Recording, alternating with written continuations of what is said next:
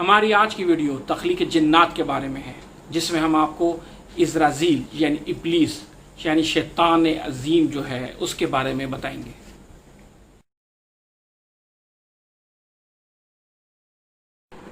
अस्सलाम वालेकुम नाज़रीन, हमारा आज की वीडियो है जिन्नात की तख्लीक के बारे में और साथ ही जिन्नात में इज़राज़ील यानी इब्लीस जिसको हम शैतान के नाम से जानते हैं के बारे में बताया जाएगा।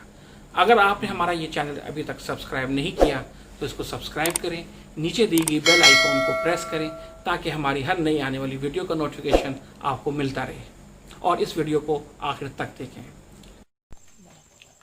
नाज़रीन, जिन्नात की तख्लीक के बारे में हमें कुरान हकीम की 15वीं सूरह हजर की आयत नंबर 27 से मालूम होता है, जिसमें अल्लाह ताला फरमाते हैं, और जिनों को हमने नारे समूम से पैदा किया। नारे समूम क्या है? नारे समूम बगैर धुएं वाली आग को कहा जाता है। नाज़रीन, आग से पैदा होने की वजह से इनमें नाफरमानी और सरकशी है। जिन्नात अल्लाह ताला की तरफ से पैदा करदा पहली अख्तियारी मखलूक है। अख्तियारी मखलूक से मुराद वो मखलूक जिसको अल्लाह ताला ने अख्तियार दिया कि वो अल्लाह की इताअत और इबादत करे या ना करे। इसी तरह कुरान शरीफ की सूरह ज़ुरियात की आयत नंबर 56 में अल्लाह ताला फरमाते हैं, मैंने जिन्नों और इंसानों को इसलिए पैदा किया कि मेरी इबादत करें। इस आयत में अल्लाह ताला ने सिर्फ जिन्नों और इंसानों की इबादत का जिक्र क्यों किया, जबकि अल्लाह ताला ने इनके अलावा और बहुत सी मखलूक़ात बनाई हैं जो कि हर वक्त अल्लाह की इबादत में मसरूफ़ रहती है, जैसे फरिश्ते, शजर, हशरात, जानवर, यहाँ तक कि हर जानदार और बेजान चीज़ अल्लाह की इबादत में मसरूफ़ है। मगर अल्लाह ताला ने जिन्नों और इंसानों को ये आज़ादी दी है कि वो अल्लाह ताला की इताअत और इबादत करें या ना करें, और फिर उन पर सज़ा और जज़ा रखी है। नाज़रीन, अल्लाह ताला ने जिन्नात को आदम की तख्लीक से लाखों साल पहले बनाया और उनको ज़मीन पर फैला दिया ताकि वो अल्लाह की इबादत करें।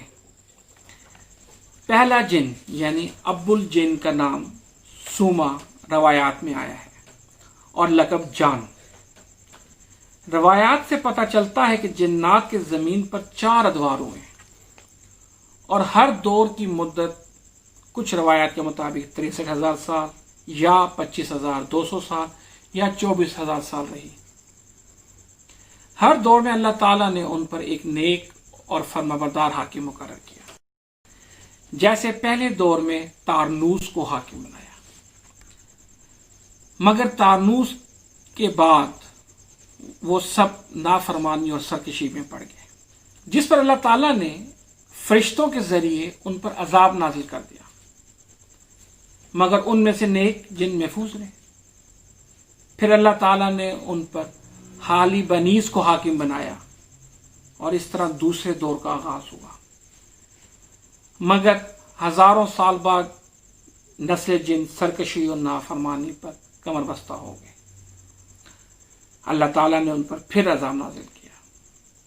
नाज़रीन, अल्लाह ताला ने तीसरे दौर का आगाज करते हुए बलहकात को हाकिम मुकर्रर किया।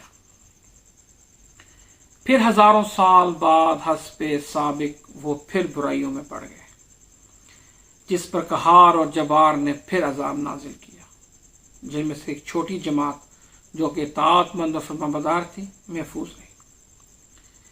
यहाँ से चौथे दौर का आगाज हुआ और अल्लाह ताला ने हामूस को उनका हुक्मरान मुकर्रर फरमाया, जो उनको अमर बिल मारूफ और नई अनिल मुनकर की तबलीग करते रहे। मगर फितरत सरकशी की वजह से वो फिर अल्लाह के नाफरमान हो गए, और जब उनकी सरकशी हद से बढ़ गई तो अल्लाह ताला ने फरिश्तों को उन पर मुकर्रर कर दिया, जिन्होंने उनको जज़ायर, जंगलों और बैबानों में कैद कर दिया। इन्हीं कैदियों में एक इज़राज़ील भी था। इज़राज़ील के बाप का नाम खुबलीस था, जिसकी शक्ल शेर की मानिंद थी, और माँ का नाम नमलीद था, जिसकी शक्ल भेड़िए की मानिंद थी।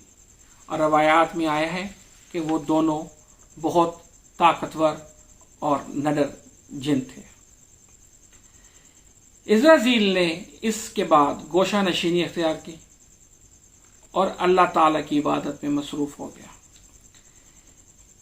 اسرائیل نے شروع میں زمین کے نچلے حصے میں 1000 سال عبادت کی، یہاں تک کہ زمین کی سطح پر آ گیا، اور اس نے اس قدر عبادت کی کہ خطہ زمین پر ایک بالش جگہ بھی اس باقی نہ رہی جہاں اس نے عبادت نہ کی ہو۔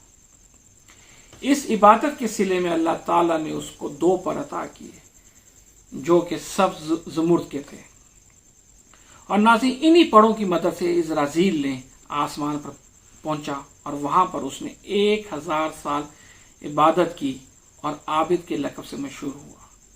پھر دوسرے آسمان پر پہنچ کر مزید 1000 سال عبادت کی اور زاہد مشہور ہوا۔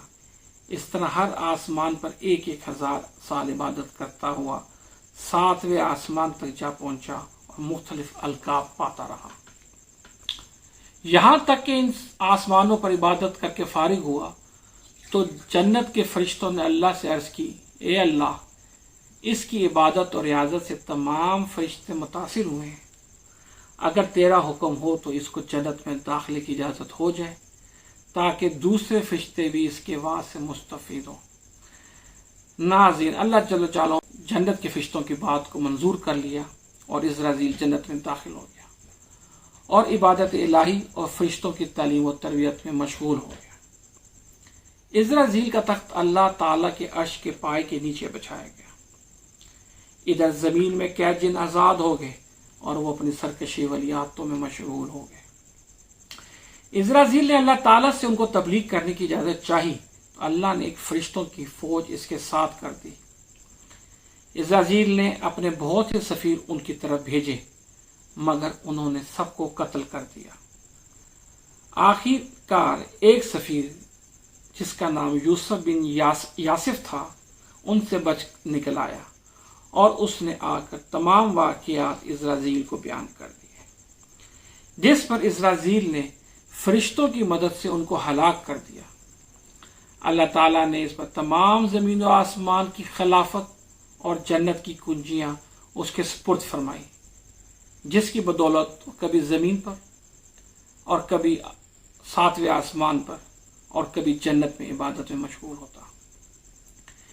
یہ رتبہ حاصل کرنے کی وجہ سے اس کے دل میں اقتدار اور غرور پیدا ہوا اور خود کو نعوذ باللہ اللہ تعالیٰ کا قائم مقام سمجھنے لگا، کیونکہ اس کا تخت عرش کے پائے کے ساتھ تھا اور کوئی اس کے ہم پلہ نہ تھا۔ یہی اس کے تکبر کا باعث بنا۔ ایک مرتبہ اسرائیل جنت میں گیا تو وہاں اس نے لکھا دیکھا کہ ان قریب اللہ تعالیٰ اپنے ایسے بندے کو جس پر انعام و اکرام کی بارش فرما رکھی ہے اور اس کو زمین اور آسمان پر بلائے گا اور جنت کی نعمت سے سرفراز فرمائے گا اور اس کو بعض امور پر اطلاع دے گا، لیکن وہ احکام الہی کو نہ مانے گا اور ان پر عمل نہ کرے گا۔ ابلیس نے جب یہ ان کلمات کو پڑھا تو جنت میں 1000 سال تک مصروف عبادت رہا اور دوران عبادت ایسے شخص پر جو فرمان الہی کا منکر ہو مسلسل لعنت کرتا رہا، اور ایک دفعہ بھی اس کے خیال میں نہ آیا کہ وہ اپنی ہی حرکات کا جائزہ لے کہ کہیں وہ ان حرکات کا مرتکب تو نہیں اور اس طرح اپنے ہی اوپر لعنت تو نہیں بھیج رہا۔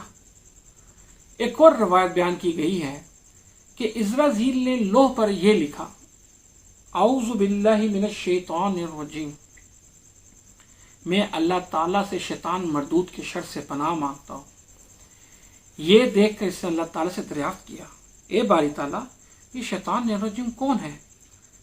رب تعالیٰ نے فرمایا، یہ ہمارا ایک بندہ ہے جس کو ہم نے انواع و اقسام کی نعمتوں سے نوازا ہے، لیکن وہ ان نعمتوں کے ملنے کے باوجود میری نافرمانی کرے گا، لہٰذا میں اس کو ذلیل و رسوا کروں گا۔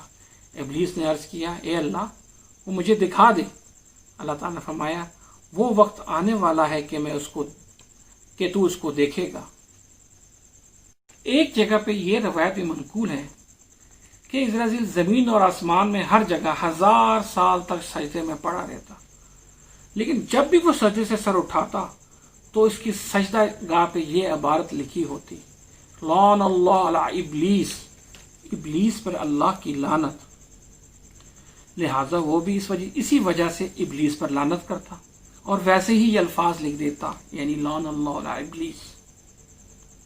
اسرافیل کے بیان کو ہم یہاں پہ روکتے ہیں۔